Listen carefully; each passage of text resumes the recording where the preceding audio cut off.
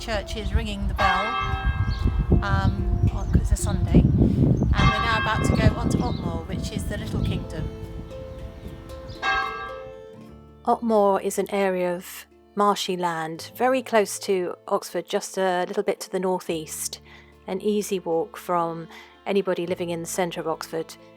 And it's the place of Tolkien's Little Kingdom, which is the area in which he set Farmer Giles of Ham. But he wasn't the only fantasy writer to be inspired by this landscape, as we will see. Now this is a typical track going out onto Otmoor. Kind of place that's easy to reach from Oxford. You can see the blackthorn is in blossom and the hawthorn is coming out.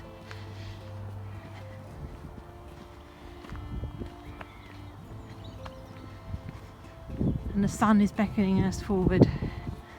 The road goes ever on and on.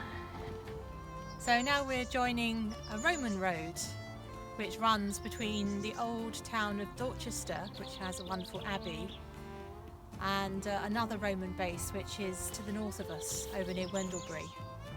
And it makes me think about how in Tolkien that the hobbits often find themselves walking along roads built by other people who have been long forgotten by history. And Oxfordshire and the shires in this area are crisscrossed with Roman roads, where that would have been true for the people who lived here. In fact, the locals used to come and dig up the stone until very recently to use for their own purposes, the stone brought here by the Roman legionaries in their road building. So here we are, walking in the footsteps of the Romans. You can imagine the old kingdom of Arnor, and the Greenway and the old road might well have looked very much like this.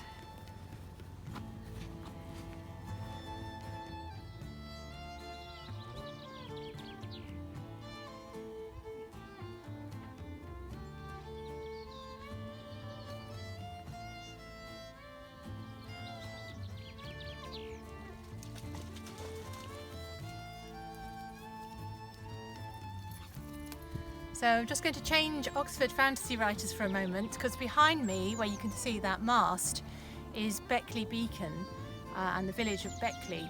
And that is where Lewis Carroll was said to have stood with the view out across Otmoor of all of its patchwork of fields and drainage ditches, and thought of the chessboard, which is where Alice Through the Looking Glass starts when she looks out over the chessboard. So you can imagine another fantasy writer getting his inspiration from here.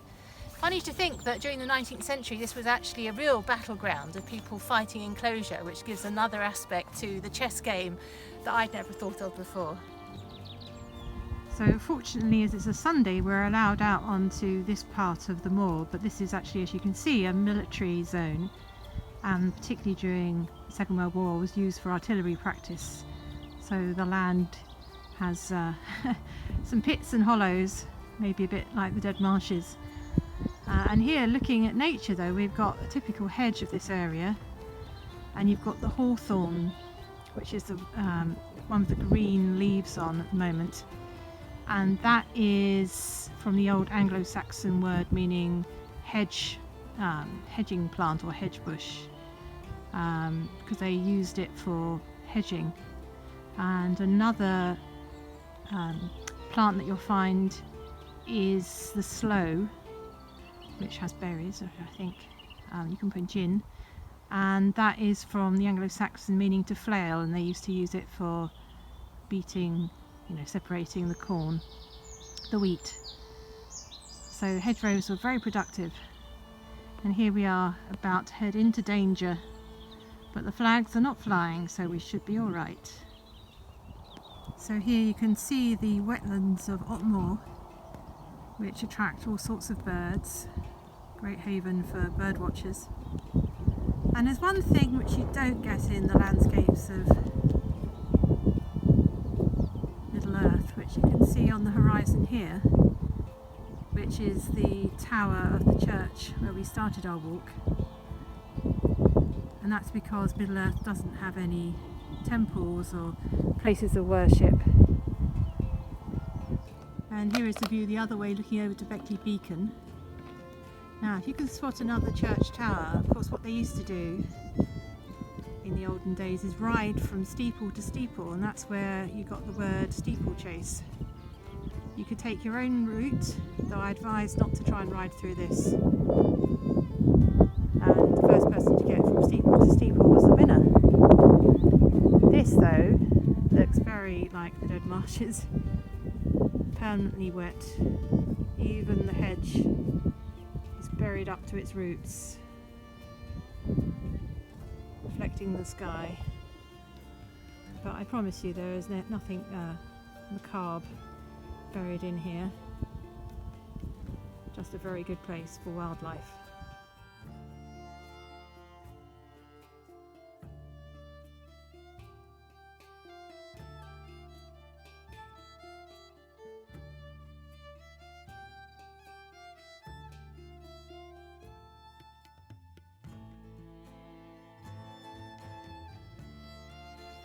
There's a bleakness to Otmoor at this time of year,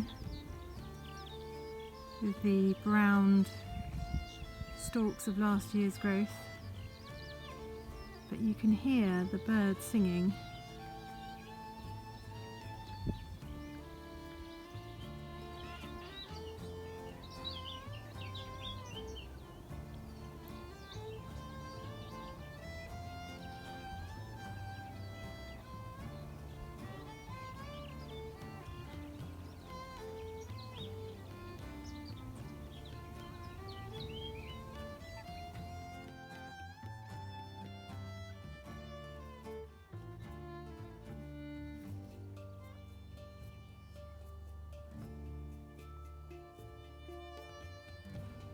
And you can see growing in the River Ray the arrowheads,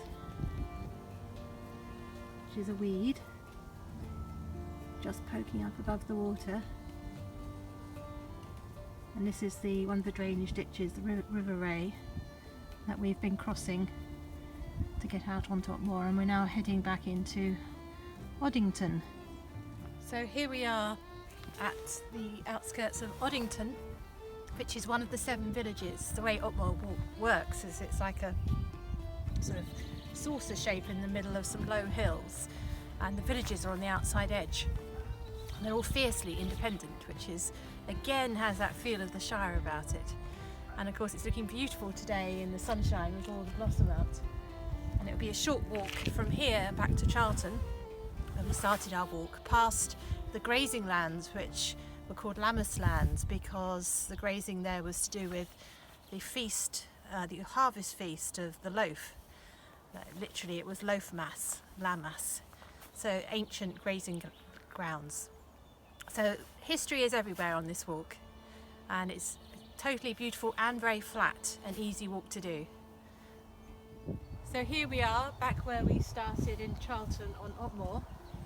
Very advanced children in Otmoor because they have to drive slowly, otherwise it could mean take care. But it's been a great circular walk where we've seen so many beautiful sights. So walking in the footsteps of fantasy writers really does bear lots of fruit.